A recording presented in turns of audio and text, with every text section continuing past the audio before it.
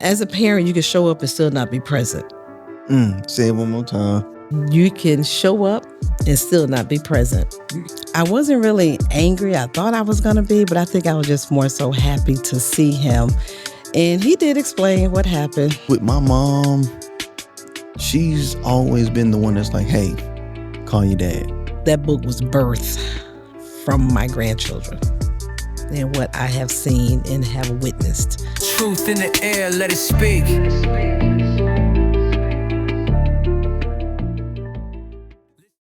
How will I know if he really loves me? I say a prayer every heartbeat. He can sing. He got talent. Why not? He thinks he can sing, so don't oversell him. So, Deloris, this book Yes. and Mental Health Awareness Month, we're here. Oh, How it's are you? happening. Yes. So, you wanted to know why I wrote the book? No, we ain't got there yet. I'm just wanting to know, how are you today? I am doing well. I'm doing really well. Good. I'm pushing and winning, but I'm doing really, really well. I'm in a good space. So, It's good to be in a good space. yes. Especially this space, your favorite cousin's house. Yes. Speaking of that, welcome back to another episode of Creative Roots Podcast, where seeds sown become visions grown. I am your host, Tay. And I am Shamar Tate's trusty sidekick. What's happening?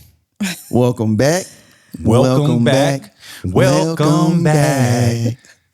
I would like to give a shout out to Allen Look Studios. I would like to Yes. thank us. Shout out to Charlotte Podcast Studio. I would like to thank us. And shout out to Art Box Charlotte. I would like to thank us. And there we have it.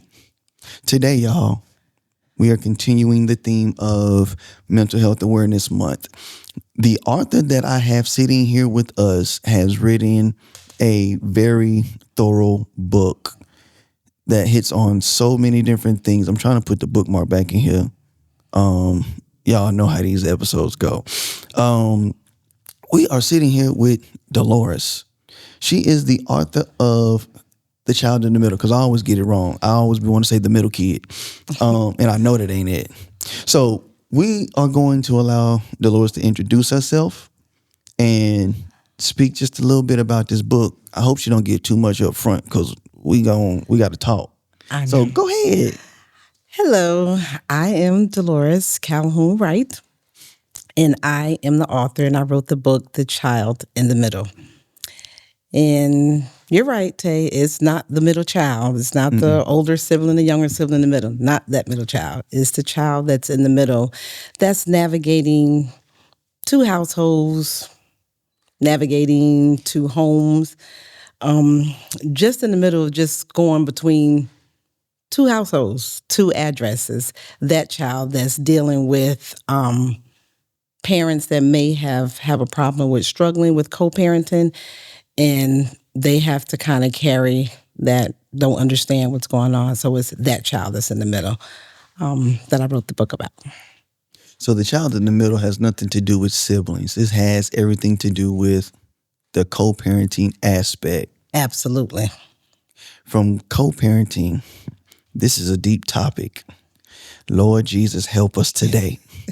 So, because I was that kid, right? But for the most part, I stayed with my mom. You know, I would go visit my dad, but for the most part, I stayed with my mom. And I think that's how most kids are. Yes, most kids are like that. Actually, I was that child as well in the middle. So this is coming from, it's no theory. It's nothing that I read. It's actually something that I actually lived. So I was that child that was in the middle, navigating two households, the decisions that my parents made. I think they forgot that I had to grow up one day. So it actually impacted and it influenced my whole life. So the co-parenting didn't go well because they didn't co-parent at all. So I end up being that child, being raised by a single, mother, first by my grandmother.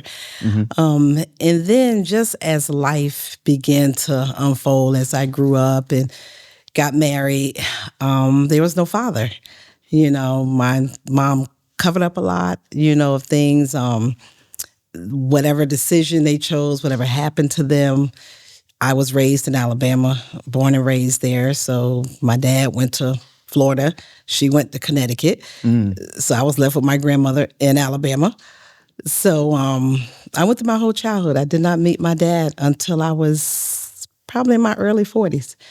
So I went through a whole marriage, children, and everything. And yeah. 40s. Yeah, early 40s was when I first met my dad. What was that experience like? It was I was happy because I'm a daddy's girl, and I always wanted to call daddy, so I was happy to see him. I wasn't really angry. I thought I was going to be, but I think I was just more so happy to see him. And he did explain what happened. It's funny. I mean, back in the 60s, things happen. So it was funny what he explained what happened. He did have an opportunity to apologize to my mom. So they did get together after 40 years.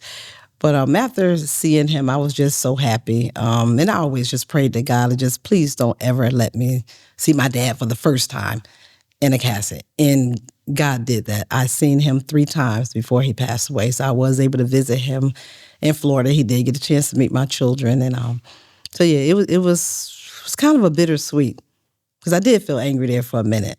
Like, where were you? But then after he explained, it was all the why, but he explained, but you can't, Those are that. very important questions because as a child, all we know is you weren't there. Right. And, it plays out in a lot of movies and TV shows, the dad's not there. One of the most famous shows was Will Smith, Fresh Prince of Bel-Air. Exactly. I think a lot of people remember that episode. Even if they don't remember the whole episode, they remember bits and pieces, but they remember his dad still walked out. And if I remember correctly, there was still no explanation. Exactly. It was just a visible, tangible state of what took place. And I know for me, like my dad is still there, but we still not as close as I would want us to be. So, for me, sometimes it's like, man, I don't care nothing about him. Right. Whatever. But if he calls, we'll have a conversation. Yeah. If he try to rush me up the phone, I try to squeeze in as much as I can. Got it. Okay. And then even in the midst of just being like, he ain't really been here. If I do see him, there's still that little boy that still longs for that father. Yes. And when it comes to my kids, I make sure that they never have to deal with that. Like I talked to my oldest son earlier and I'm like, hey, we got to paint the wall. And he's like, oh, okay, cool. And I'm like, so you gonna paint with me? He's like, probably not. And I'm like, listen, you 14. I had to really get you to understand manly things. Exactly. He helped change my wife's brakes.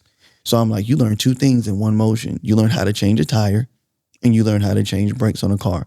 And not just any car. You learn how to change brakes on an electric system brakes. Exactly. So I'm like, you learned a very valuable skill that some people will never learn. Will never even ever on their get own. and learn. That is so true. And that is one of the things, should I say, that I actually went through, by me being, I had my children as teenagers, so as young. So it's almost like the generational cycle. I tried not to, because my dad wasn't in my life and my mom covered up all the things. I think she was more embarrassed, like, oh my God, what has happened? She doesn't have her dad. And so when I had my children, did the same thing. We were teenagers and we didn't think really that, okay, these kids have to grow up one day. We just knew that we had 2 kids as teenagers and that we had to take care of them, whatever that looked like. And so we did the best that we could. And again, as things and as life went on, I tried to cover from him, just like my mom did for me. And so we didn't co-parent that well. And so now that my children have children, I'm looking at them and They co-parent, but I know what effective co-parenting looks like, and I know what ineffective co-parenting looks like. So with that being said, that's another reason as well that I wrote the book. I'm trying to change that generational cycle, because I'm looking at like, well, my mom had a co-parent, and maybe she could have taught me better. So then now when I know I could have co-parented, and now I could tell my children. So it's literally a cycle. And so, really it was really a legacy. This really came from a whole place to where I actually seen my grandchildren until I became a grandmother. That's when it really actually stood out to me. That's when it stood out to me as the navigation between the households and the decisions and the choices and the emotions and all the things. But at the end of the day, if adults do not, or if they're not mature enough, should I say, in the decision and choices that they make, the child is going to always be effective. Always, if they're not effective, and if they're just not respecting, if they don't communicate, if they don't work together. Co-parenting comes with flexibility. You have to be willing to be flexible. Things happen, life happens, circumstances we can't control. But if the co-parenter, one of them is bitter, angry, have not forgiven the other one, have not healed, it's going to be a problem. And the child is going to always be affected. That's a huge dynamic, deep rooted trauma. Because with my mom, she's always been the one that's like, hey, call your dad. Call your dad. Call your dad. You should go see your dad. Go see your dad. Call your dad. And when I was talking to my dad at one point, he was like, I know your mom was talking bad about me. And I said, my mom never said a single bad thing about you the whole time. And I guess that's what he was expecting. And that's not what happened. And that's important, because my mom didn't talk bad about my dad. And guess what? I didn't talk bad about their dad. They found out as time went on.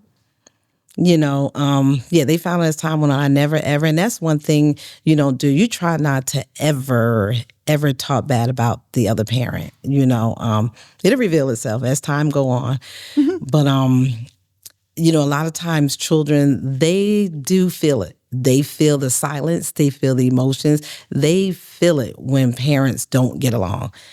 And a lot of times parents don't get to see that part because it shows up in the classroom.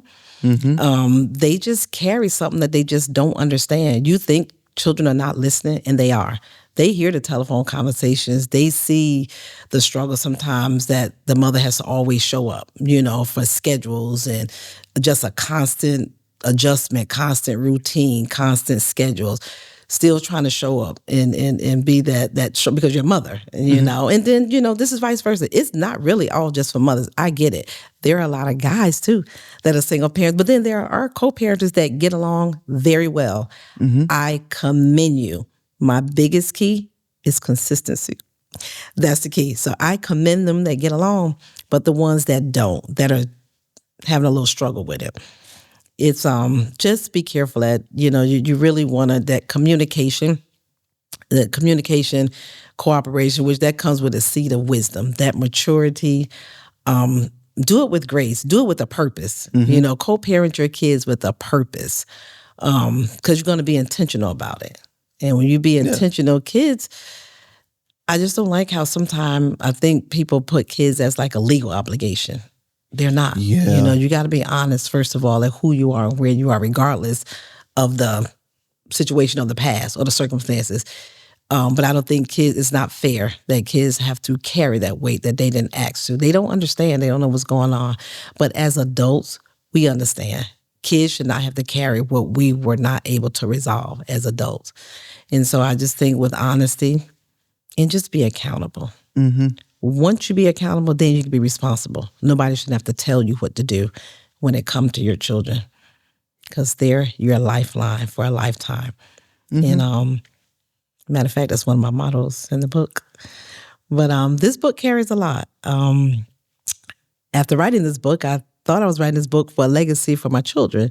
So legacy really just to encourage parents to kind of just choose and collaborate and communicate differently. Give them some type of hope, letting them know that even during conflicts and complexities that co-parenting still exists. It still exists. And it's still possible. It is possible. It is. It's very possible. You just have to choose to cooperate and communicate differently. And again, just be more mature about it. But my legacy, getting back to my legacy was for my grandchildren. And it was to let them see and know that they have to grow up one day. And, they may have families, and this is how it should be done because it is effective, and it does affect the children. They're the next generation. It doesn't affect us. It's the children that's actually, again, placed in the middle of that. So my legacy was to leave it for them and just to have something for them the rest of their life to be able to go on in life and just know how to deal with your children, with the other parent. So I agree. I know with all of that, I know your book deep dives into very specifics, right? If there was a chapter in this book that you feel people who want to jump around, which chapter do you think for people like us should be the first chapter to read? Or should they just hit the ground running, cover to cover? That's a good question because pretty much a little bit every chapter in this book hits that. My favorite chapter is the uninvited third parent, chapter 7. I was the uninvited third parent, which is the grandparent. I've got a lot that I'm controlling. It looks controlling if you don't take the initiative. So it's not that I was controlling, but just as a grandparent, you try to fix it. You try to fix it. And so when you try to fix it, because these are children and they can't do for themselves, as a grandmother, it's a whole different type of love being a grandmother. So when you see something needs to be done, you're just going to automatically go ahead and do it. They're children. They can't do it for themselves. So I don't even think about the parents. So I guess because I don't give the parents an opportunity and a chance. Anyway, I just go ahead and do it. So yeah, but the uninvited third parent. But we're talking about mental health. There's a chapter there on mental health, and sometimes that's where it begins. Because everyone, we all, the way they say you do everything, the way you do anything. A lot of people have a lot of deep root issues and trauma and problems that they haven't dealt with. Adults. That sounds people go about through right. depression. They go through a lot. That doesn't look like me and you. So with that being said, you have to really, really dig deep down. And again, we all have past. A lot of it come from my childhood. But if you haven't addressed that, and if you haven't really healed from that, that's going to carry on with you. It's a lot of weight you carry on the inside. And sometimes it does come out across, whether to the other parent or a lot of times it's on the child. So, self-care is very important because, we already dealing with life as it is. And so we need to take that time to take care of ourselves. We haven't healed on the inside. You can cover up and look good on the outside. But baby, if you ain't got the inside together, it's a whole lot because you can look good on the outside. But so self-care is important. Journaling, I journal a lot. A lot of this book here comes from journaling, just my emotions, just what I went through as childhood, being married twice and being a single mother and, all the things, so everything that I've written down, that I've felt, that I've experienced, all that came out in that book. So I see so many of it, though. I see so many. It's like everywhere. Ever since I wrote that book, it's almost like you get in a car and you don't see that car. But then when you get the car, you start seeing a lot of this. Okay, same way it was about this book. Wrote the book. It's on co-parenting, how it's just focusing on co-parenting, how parents co-parent, whether it's good, bad, whether it's working, not working. And I knew it existed. I've seen it a lot. But now it seemed like everywhere I go, I hear an incident or a situation to where I'm like, oh, wow, Yeah, that co-parenting there went wrong. Or I can tell, wow, yeah, he's really angry. She's with someone else. And you can see it, like I said, just certain situations that I'm in. I can be a smoothie king. I can be in the gymnastics. I can be wherever. And if you co-parented, it is the other parent weekend sometime. And you can just hear some things. I'm just sitting there, and sometimes I can hear a lot of things that's transpiring from a parent that he's went over into the child. And I could tell, I said, yeah, it's pretty bitter there, So I see it and hear it more and more and more. Since you've written So this book. yes, since I've written this book, I see it and I'm like, it is really, really deep and it's serious. But I hear it and I see it a lot more everywhere I go. I hear it, see it. So when you do see these instances, and if you're anything like me, you're probably gonna agree. Do you not sometimes just want to be like, let me help you? But yeah. then you have to remember, I don't know these people. Right. That part. Yeah. Right now, I need y'all to come to my event. But anyway, but now, I be want to fix it. I be like, wow, there's another way that you could have said that. You could have said it this way, but I get it. I hear it. I get it. I really do be want to fix it, but I know I can't.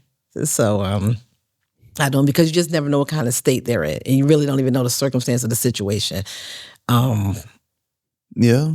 But it is so serious because I just see the effect. That's all I'm saying. I just see the effect. And then, like I said, I see some co-parenting where it works well. So I know what effective co-parenting look like, the impact that can have if you work together, respect and communicate, flexibility, all the things.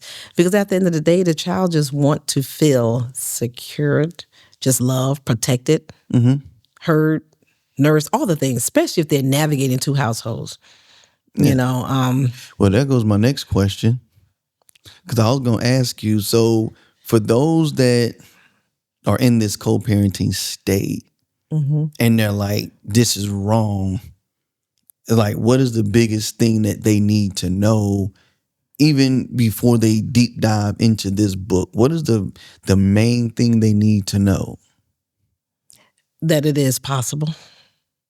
Put God first. And I've always said that. I've actually said that in one of my videos. When you actually literally give your co-parenting to God, I'm telling you, it's a whole different perspective. Just hand your co-parent over to God. Because, God entrusted us the stewardship. He did, with these children. So before you even deep dive and go into this book, you do have to look within yourself as well. Because I know a lot of times, are you protecting your child from, are you really protecting them, should I say, from a lot of, let me put it right to where I want to say it the right way. You can protect your child as a protection from things that are going on and going wrong, but you also can kind of protect your child from your emotions. So I guess I'm just trying to figure out, like, where are you at? How are you actually protecting your child? Is it really you're protecting them from the overall, like, I don't really want them to know, trying to help them because, things are not going that well, or are you just really protecting your emotions? Because a lot of times we don't really say anything. We try to fix it. We try to cover up for the child. And then some people are not. They just can't help it. And whether it's the mother or the father, it comes out. Emotionally wise, it comes out. So I would have to say, before you dig down into, you have to, it's a mindset, first of all. But when you actually put your pride aside and you actually put your child and think of your child as a priority, and that's the biggest thing. Make your child a priority. When you do what's best and what's right for the child always, it's going to supersede everything else, because you have to take yourself out of the equation. Right. Take him out, take you out. That child is first. And once you do that, now it's a whole different perspective. But you have to be willing to do some internal. You have to do some internal, and sometimes that's not comfortable. Because you got to be honest at where you are. Right. If you bitter and you mad and you haven't figured, you got to deal with some things. And if you don't know how to deal with that, you still in your emotions. You haven't moved on. So you need to really step back. And I say this a lot about, a plethora of different things. You need to step back, then step back further. Do a real self-examination, not Yes. just sitting in yourself, but Right. look at the broader scope of things. Because if somebody is telling you the same thing over and over and over and over and over, then maybe that is a problem. So let's say it's a situation where it's like, the kids need to eat by 7. Okay. Feed the kids by 7.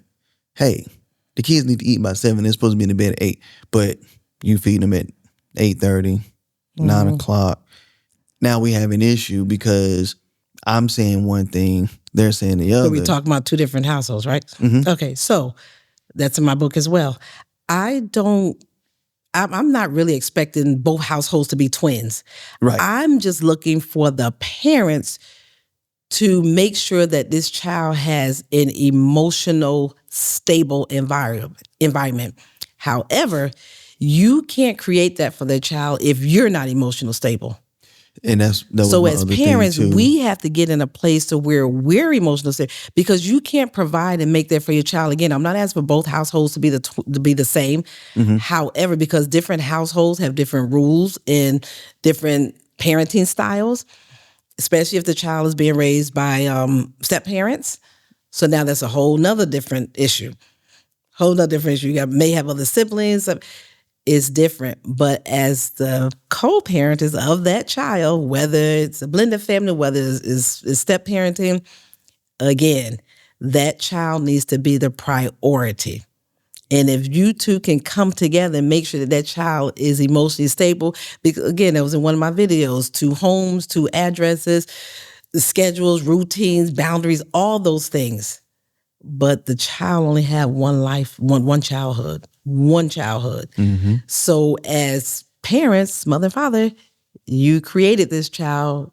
God blessed you with this child.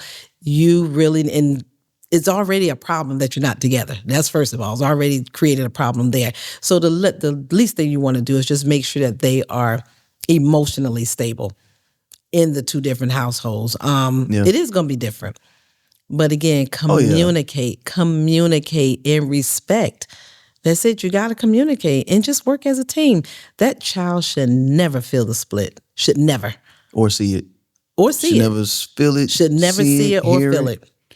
And, that goes back to, like you said, like all of that is being absorbed. And, a conversation that I've had with my wife and I've had with, other people, it's like the old age saying of only a man can raise a man, and I'm like, I can't help with my daughter. I don't know feminism. Right. I don't know how to be a woman. Right. You know what I'm saying? Right. But my wife, you don't know how what we deal with as men. And I need to slowly get my kids to understand and figure out how not to be a stereotype in the same motion. Right. Because we're Black and we have locks. Right. Me and both my boys. We instantly have a persona put on us just based on appearance. But when you hear my kids talk, you hear me talking, it's like, he couldn't have been on them side of the tracks. Right. For me, I was. But I also don't have an issue showing the intelligent side. Exactly. Just because that's where I come from doesn't mean I had to bring it with me and always put that in the forefront. And when I had my daughter, that's what had me chill. And then when we had our first son, it was like, okay, now I have to really pay more attention to what I do. Right. Because it's like, your role models set example. They're looking at you. They're not listening to what you're saying. They looking at what you're doing, because that's what they're going to imitate. That's exactly what they're going to imitate. Right. And that's why I take my kids, I take my boys, hey, we going somewhere. Where we going? I don't know. And it don't matter, but you better spend time with your daddy. So we leaving. And they enjoy it as long as we go at least one place they like. They fine. And growing up, believe it or not, as you take them and as you're in the household, they're looking at how you treat their mom, which is your wife. They're looking at that. I promise you, how you talk to her, how you speak to her, how you deal with her. And of course, you two have to be a team, but they're looking at the communication. They're not going to say anything. They don't understand it now, but I promise you, they're looking at how you treat her. in how you talk to her. And so that's important. So what's going to happen is you're setting an example. You're showing it. So when they get older and they have a wife, they're actually most likely 9 times out of 10 is going to treat their wife the same way you treat, because they're just not going to. And then you as a man, your daughter is not going to expect no other man, and she's not going to allow any other man, as she growing up, to talk to her any kind of way because you didn't. This is how you treat her as a woman, how it's supposed to be treated, and she's going to expect and require the same thing. Those are standards. These are what we are, again, that your children are looking at. They're looking at your your decisions, your movement, your actions, all that. Right. So, yeah. And I've mentioned that too, we were at our at a church, and it was like, yeah, he keeps jumping off the couch, keep jumping off the couch, keep jumping, and I'm like, you're gonna hurt yourself. So the kid like pulls the pillows off the cushions off the couch, and now he's jumping, and it's like, I don't know how to get him to stop. I said, well, this is the thing. We as adults see things that can hurt other people, especially our children, and next thing you know, we're instilling their fear. I say, think about how many people are afraid of dogs and have no reason except mama was scared of dogs. Yeah. How many people don't eat this and don't eat that because that's how they grew up. How they grew up. And that's outside of like the whole religious aspect, but just if you do what you see. Right. Not Exactly. always what you hear. And I'm like, true. you keep telling him that sooner or later he's going to grow up and be like, I can't do that because I'm going to get hurt. Right. I can't do that because I'm going to get hurt. Now he doesn't want to play football. Yep. Now he doesn't want to play basketball. He don't want to play any physical or contact sport. So you have to think, maybe he's supposed to be the next Ray Lewis or the next, whoever, the next Cam Newton or somebody. But because of what you did when he was 2, stop running.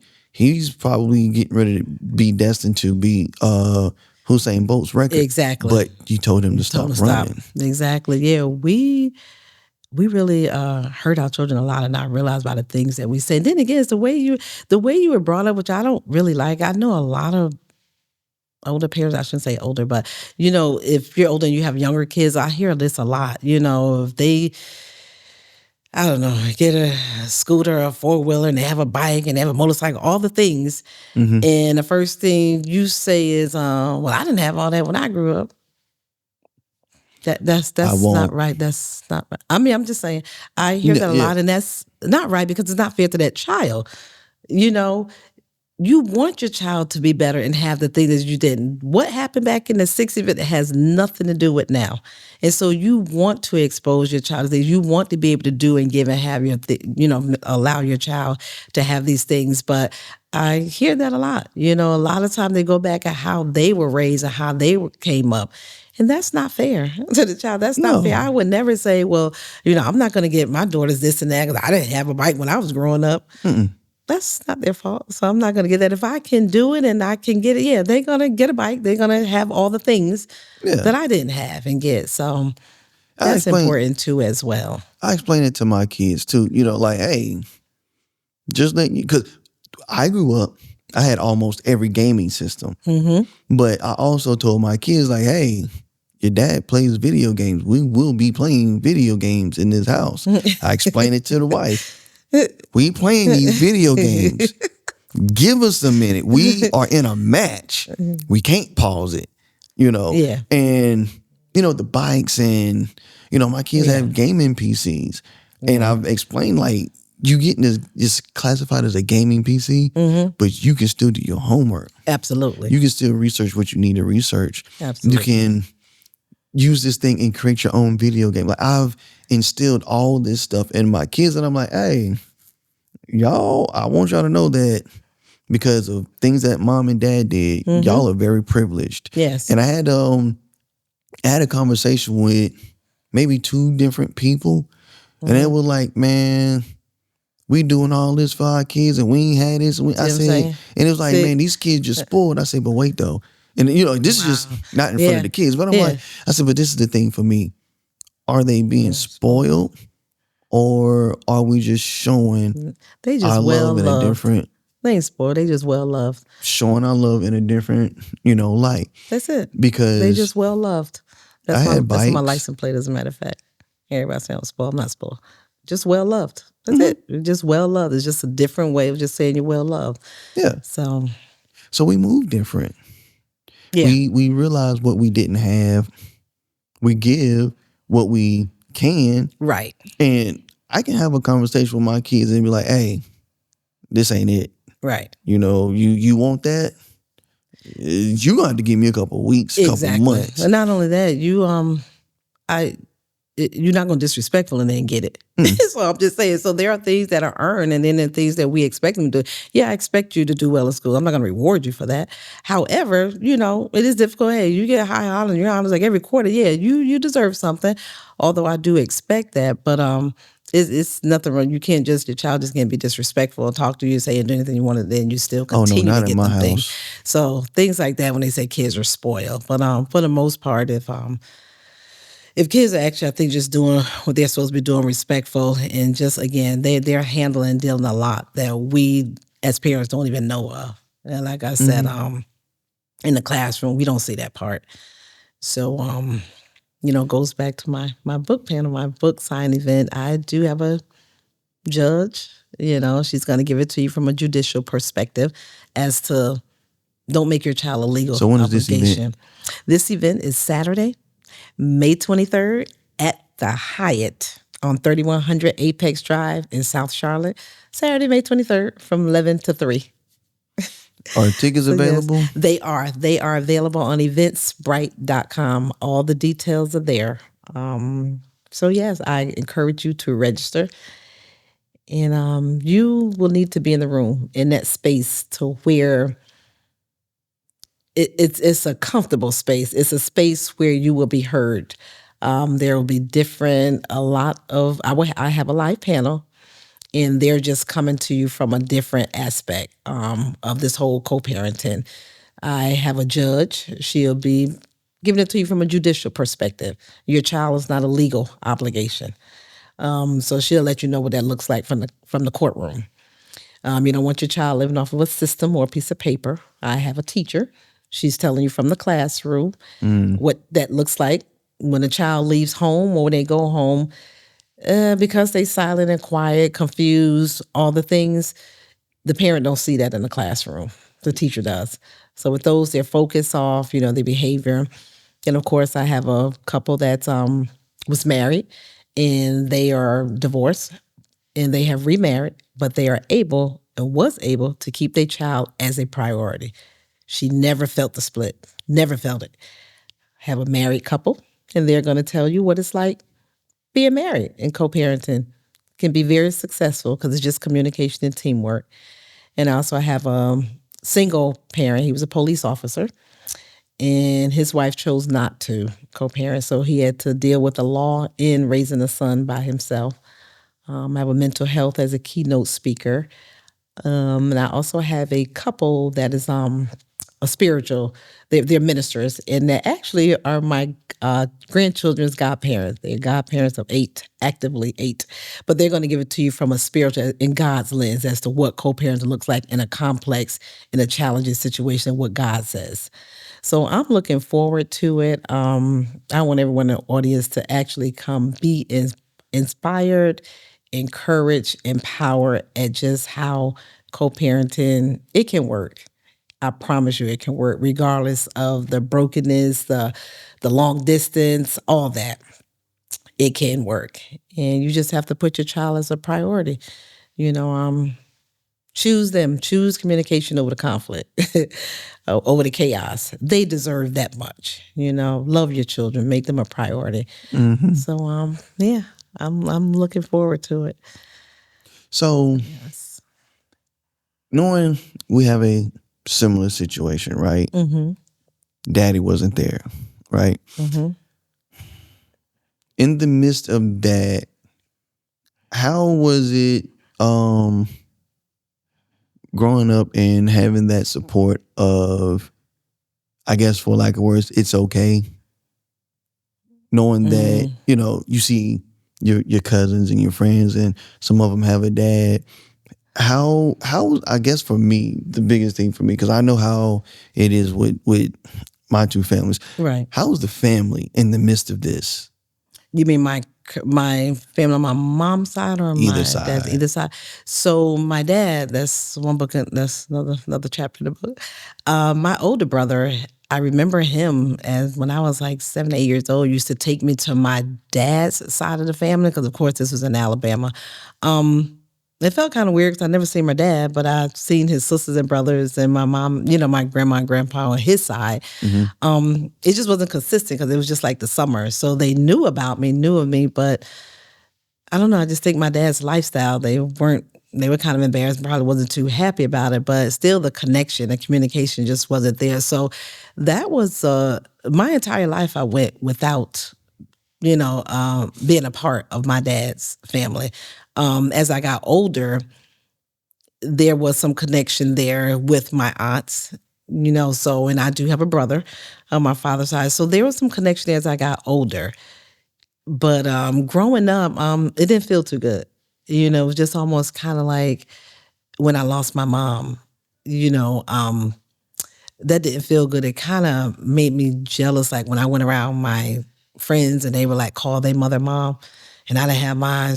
Yeah, I didn't want to hear it. Didn't want to be around it. That was the way it kind of was like with me growing up, like not having my dad around. So then when I got married, the first time I was so excited because I can call my father-in-law dad. I just wanted to call a man daddy. So I was so excited with that marriage. And then as that went on and got divorced, ended up being a single parent, got married again, didn't have no father-in-law there. But just that emptiness, I look back and I'm like, I never got a chance to do a daddy daughters dance. My dad wasn't there. He didn't walk me down the aisle when I got married. All those things. So it didn't feel good, but as time went on, my mom did the best that she could. She gave me a wonderful life, and she just pretty much always just taught me just to, first of all, don't ever look like what you're going through. And I promise you I'm not. But not only that, she just taught me how to just really be respectful. And as a woman, just carry yourself as a woman with respect and just grace and just always be kind to people because you just never know. Do whatever you can for someone because you never know who going to have to do for you. And I promise you that stuck with me and it will always, I'm still continuing to make her proud of me. So she did the best and she gave me the best life that she could. Even my mom was married, so I was raised by a stepdad. That's in my book too. I was raised by a stepfather, but guess what? There was no co-parenting. He just paid the rent. That was it. He just paid the rent. He didn't like buy me any school clothes. There wasn't no schedule, no boundaries. He didn't pick me up from school. There was nothing. He was a good stepfather. He just paid the rent and that was it. But he didn't talk much. He was very quiet. He's a very sweet man, just very gentle and quiet. He just paid the rent, just kept a roof over my head. I thank him because that was all that I ever had, but that was it. So there was never no co-parenting in between him and my mom. So, yeah, so that was like I said, so growing up, it wasn't bad. Like I said, I was one of the blessed ones. It wasn't bad. I had a lot of support because not only did I have one, I had two. Coming out of high school. So that was huge. But again, God had the plans for me in my life. So yeah. So this is very deep. I can see you recalling so many memories. Yes. So many emotions. And I am too. It's just when you think like, man, I'm an adult. Yes. And I went through that. Wow. I survived. Yeah. And it goes to this old saying of, well, if I did it, you can too. And in that same motion, it's like, I'm going to make sure that these kids Yes. don't have to go through that, and it's not just your kids. Right. You think about your nieces, your Yes. nephews, your cousins, and I'm big cuz, right? Mm-hmm. Even with having cousins older than me, like I am my grandmother's first. I am my mother and my father's first child. So even though me and my sister are 2 years apart, me and my brother are 4 years apart, Mm-hmm.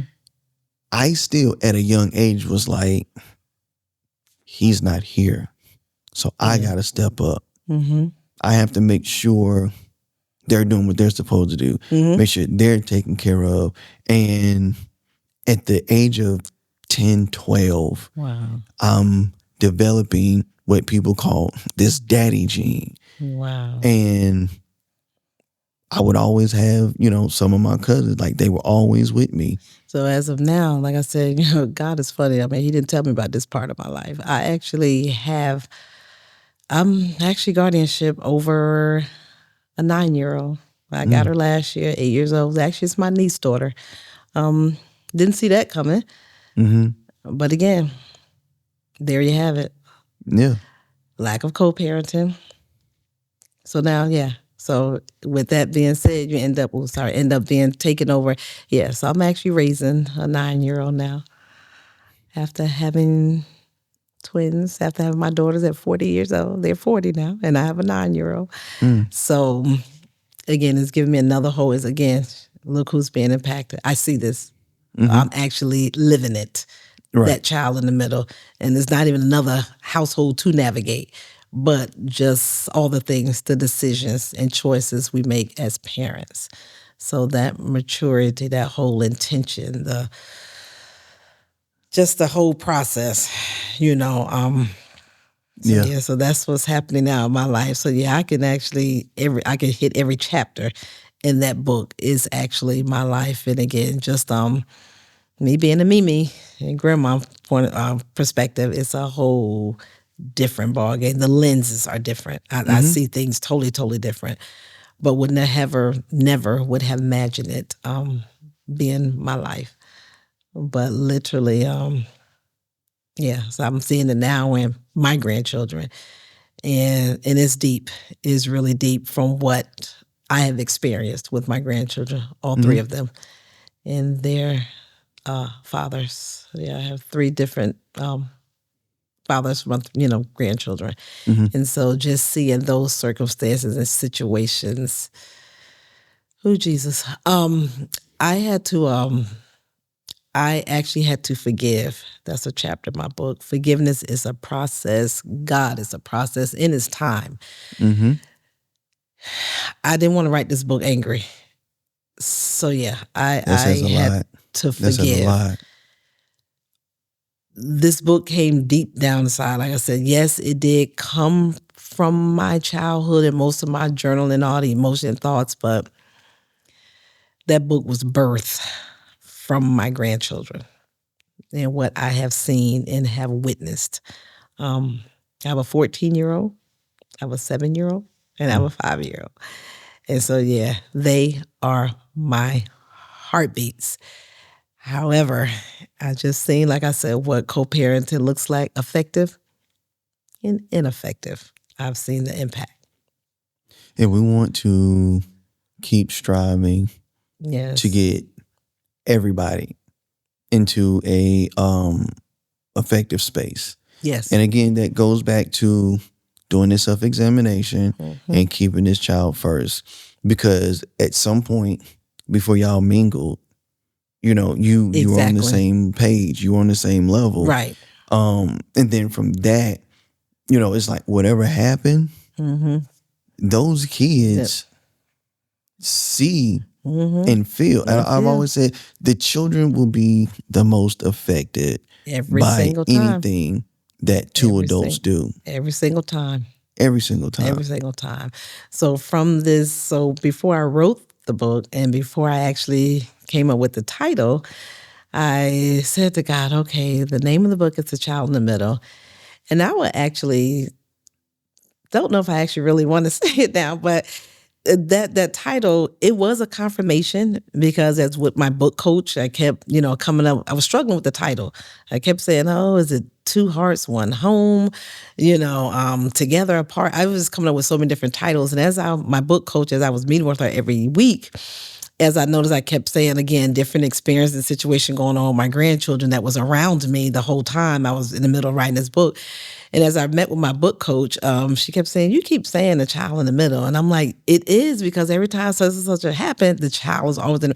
And so she said, okay, well, by the time you're done, it'll probably be another title, but just keep on. But it wasn't until I ended up in a certain space and ended up, some people say, oh, it was just a coincidence. No, where me and this person ended up at and what she told me actually confirmed the name of that book, confirmed the name.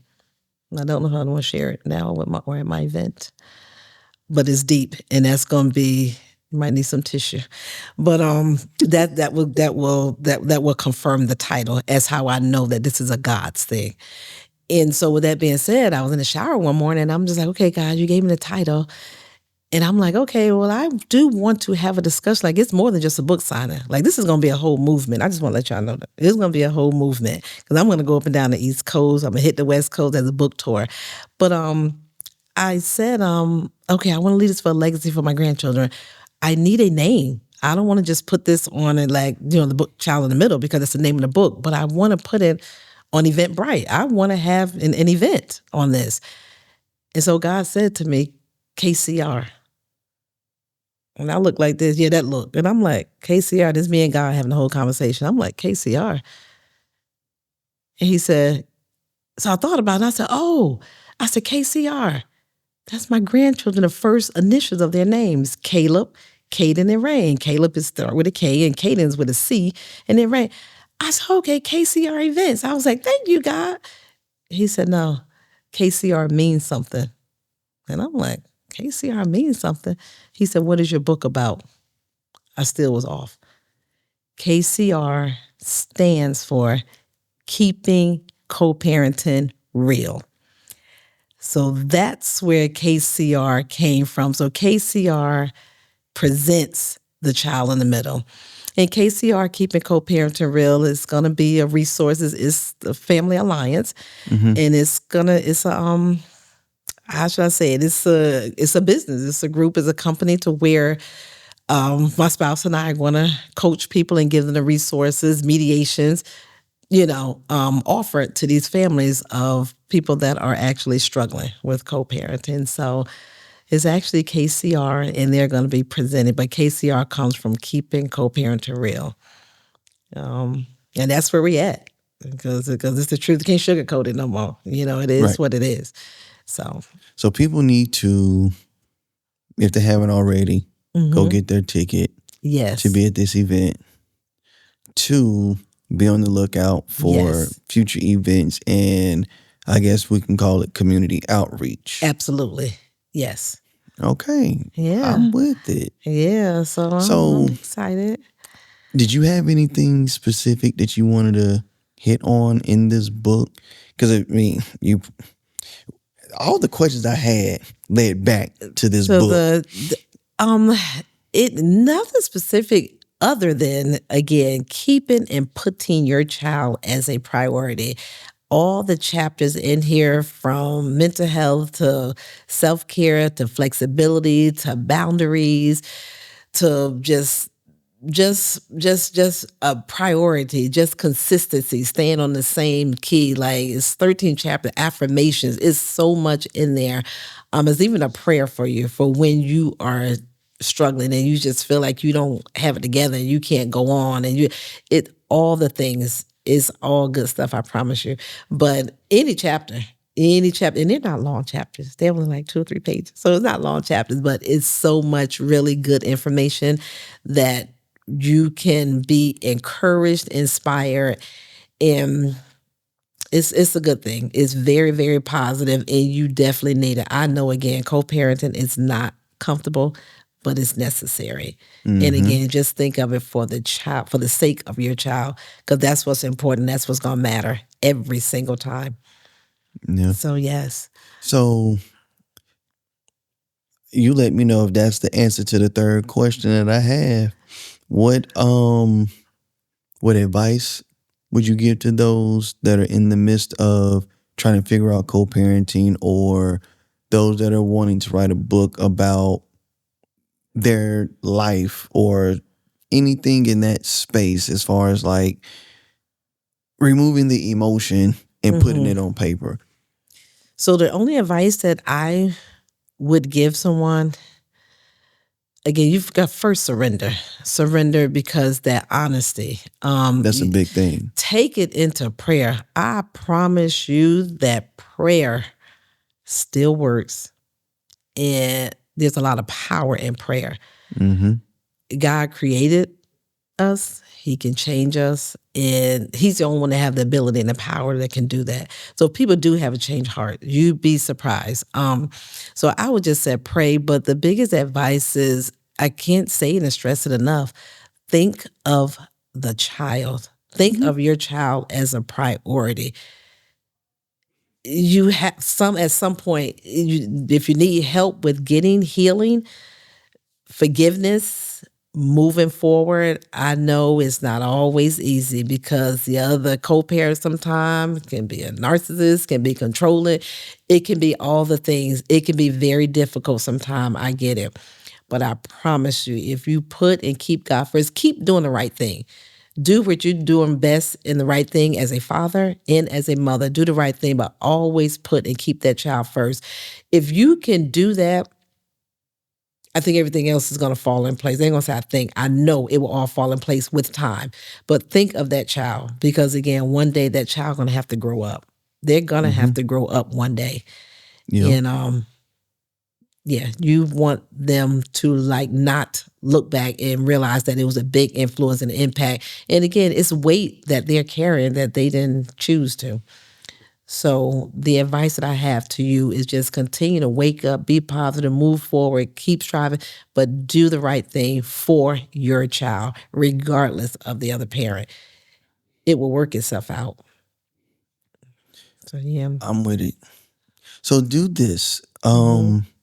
Let the people know where they can find you if they want more information, and tell them where to get this book. Okay. You can find me on, it's KCR Family Alliance. That's on Facebook.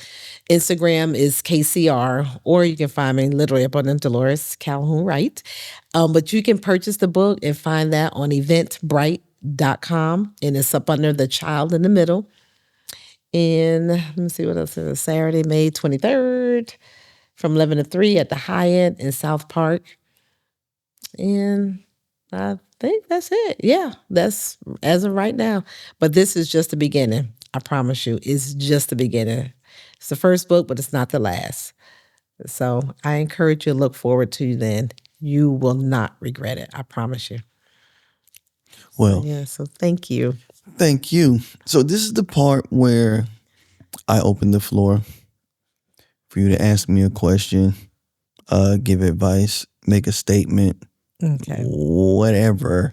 So my question would be to you, since you're married and your children, what is one of the biggest challenges you have being married with the children as far as coping? I know it's just like, well, mom don't tell you something, then go ask dad. But you two have to be on the same page in order for it to work, to be teamwork. But what are one of the biggest challenges that you and your wife have for co-parenting?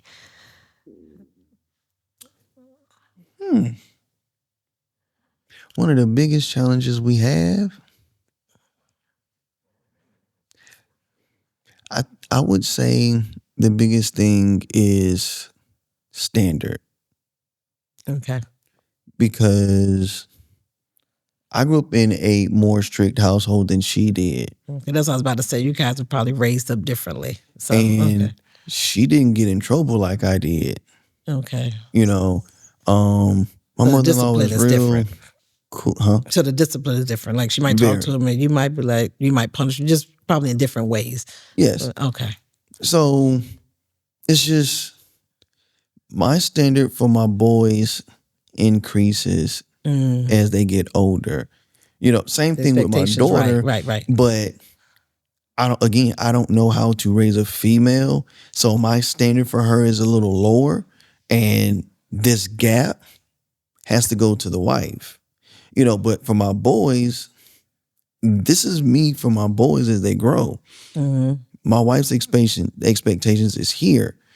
And sometimes she feels she can come here, and it's like, no, sweetie, go back where you came from, because I'm raising men, and I'm raising 2 black men. Not only do I have to be the example, set the example, I have to make sure, hey, when your mama tell you to do something, do it. When I say do something, do it. And I always ask, I say, how many times does one of us have to ask you a question? And all of my kids can say once. And I'll say, so why is this the 3rd time? Your mama said it the 1st time. She just said it again. Now here I am. This is the 3rd time. Do I need to come back in here again? No. And it's not like I'm striking fear. Right.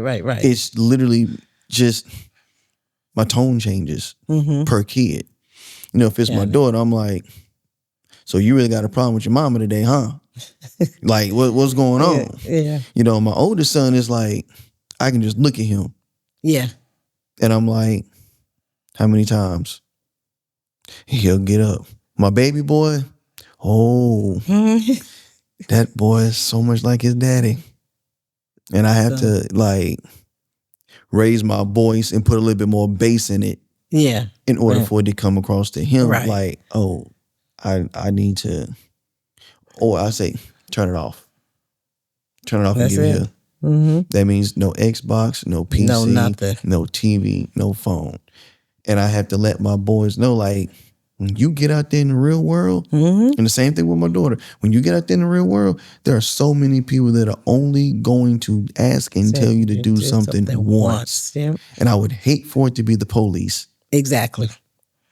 Because I will set the city on fire. Yeah. Expectations, accountability, just take accountability, But I know you're saying you can't really raise your daughter, but as a man, like, how you want your wife, or what you look for in a woman as a man, what you look for in a woman. So to a certain extent, you can actually raise her to be the type of respectful woman that a man want, vice versa.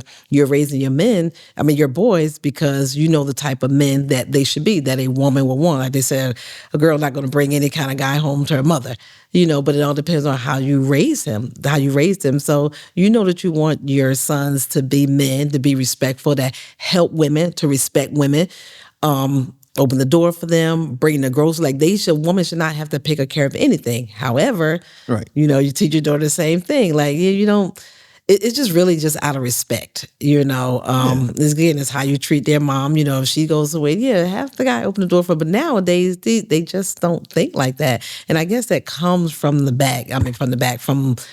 From back when we were younger, that's all we seen was men opening doors for women. And that's just out of respect. Treat her like a queen. She treats him like a king. Vice versa, just what you expect out of a woman, what a woman expects out of a man, what a man expects out of a woman, what type of wife he's looking for, and then vice versa with her. So, and then, my daughter's been told same thing. She has 2 boys. Well, you can't raise them to be men, but she knows how she want a man, or how a man should be, how he should treat a woman. So she's going to teach her boys that part of it. This is what a man's supposed to do as far as respect as a woman, So she can teach them that much, but men, boys are they're pretty much their heroes.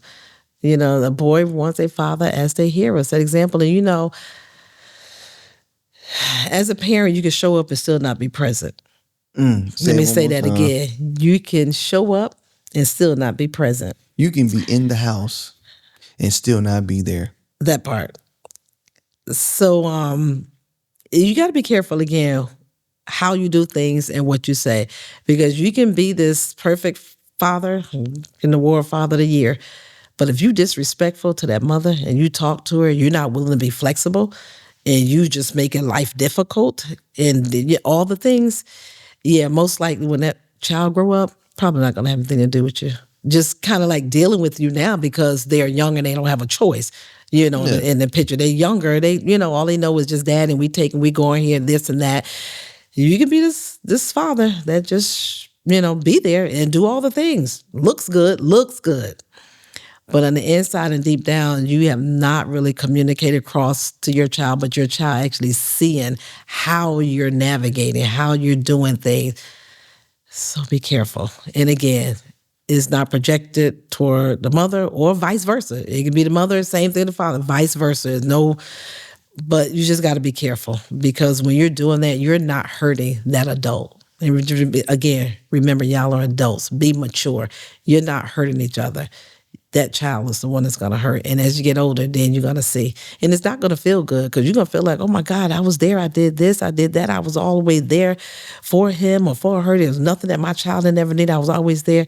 But look at how all those years, at how you just made it so difficult for the other co-parent, when it just could have been, I swear, life could be so much more easier and it could be simple. But it's not going to be like that until they heal or forgive. But if you still bitter and angry, I just have to take a deep breath on that one, because I don't know what else to tell you. You have to really, really get some help and just heal from the inside out. Because again, I couldn't write this book angry.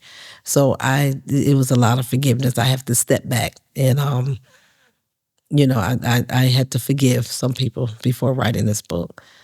So yeah. And I think for you is the forgiveness aspect, to be able to fully pour out and put on these pages what needs to be heard. Exactly. And, for somebody else, they could be needing that emotional drive to paint this picture. Exactly. And that is the release. Or, writing these lyrics. You don't necessarily have to put the song out, because I know I've written songs angrily. Oh, wow. Yeah. And I'm like, I hear you guys, but you got to give me a minute. Yeah. Still because did the song. because it's going to be out of emotions, and that's and it was one song I could think of. It It was so emotionally driven. Yeah.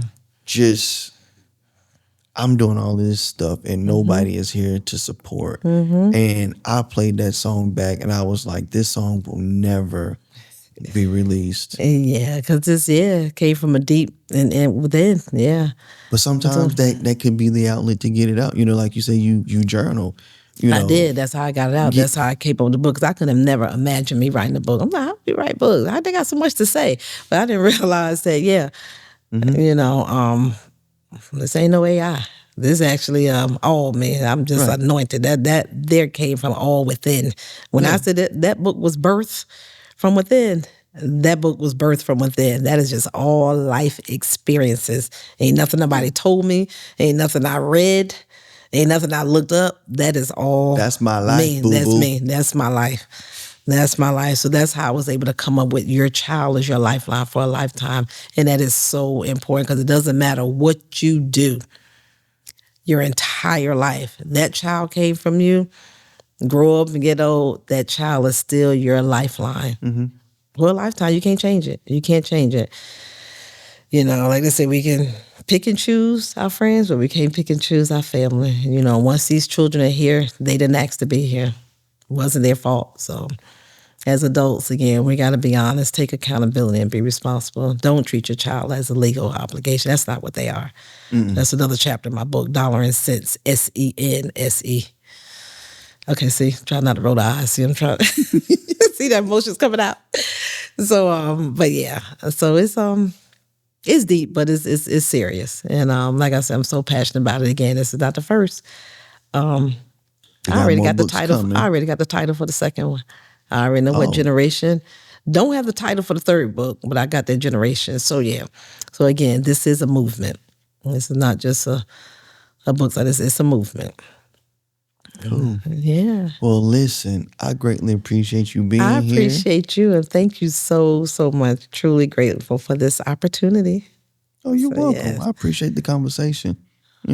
Because people need to know these things. Yeah. And sometimes nobody knows until we tell them. Exactly. You know, so I think they just go on the Yes. motions, just go on and just with time. But then after a while, then it becomes normal. This ain't normal. I think after a while, it becomes normal. Just like, things become numb to you. I think I be telling my daughters over and over and over again all their life. I think a lot of times I say now it's like numb to them. They heard my voice all their life. But they actually have listened. They've actually listened to things I've said. At least I thought they didn't hear me. But all at the same time, they did the same thing as children. You think they don't hear you? They do. They just don't say anything. They silence. So all the times I thought my children didn't hear me, they did. They was listening. And so same thing with this. You think your child don't hear everything you do, but they do. They just silent. They just can't do nothing about it. They don't understand, so yeah. yeah. So listen, that is it for this episode, y'all. Yes. Go get this book. If you can, be at the event. I'll be there. So make sure y'all there. So this concludes this episode. Thank you so much. And I appreciate you again. Thank you, Oh, you're Shamar. Thank you, welcome. Tay. You I are appreciate welcome. Alex too. So yes, thank you so much for this opportunity. You're welcome. We'll do this again. Yes, we are. Yeah. Very soon. Yes. So listen, once again, shout out to Allen Luck Studios, Charlotte Podcast Studio, Yes. and Art Box Charlotte. I would like to thank us. That's it for this episode, y'all. So we out. Peace. All right. Peace.